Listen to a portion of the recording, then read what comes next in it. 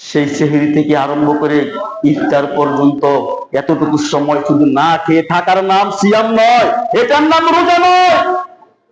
রোজা হচ্ছে সমস্ত অপকর্ম, সমস্ত পাপের কাজ হতে বিরত থাকার নাম হচ্ছে সিয়াম। সমস্ত গুনাহ হতে যে ব্যক্তি বেঁচে থাকতে পারবে, ওই ব্যক্তি হচ্ছে একজন সিয়ামকারিনী, একজন সিয়ামকারী, একজন সত্যিকারের রোজাদার। একজন ওই ব্যক্তি, যে ব্যক্তি সমস্ত গুনাহ হইতে, সমস্ত পাপ হইতে, সেই সুবে সাদেক থেকে লইয়া একেবারে ইফতার পর্যন্ত যেই ব্যক্তি সমস্ত পাপের কাজ হইতে বিরত থেকেছে। আমরা রোজা রাখলাম, সিয়াম রাখলাম, দোকানের মধ্যে বসে মানুষের জীবন করলাম, ওই ব্যক্তি সিয়াম থাকতে পারে না, অসম্ভব। ওই ব্যক্তি সিয়াম হলো না।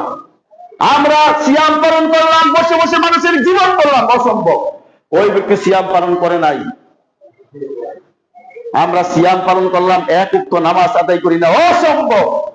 ওই ব্যক্তি সিয়াম পালন করে না, সে শুধু উপবাস থেকেছে, উপবাস।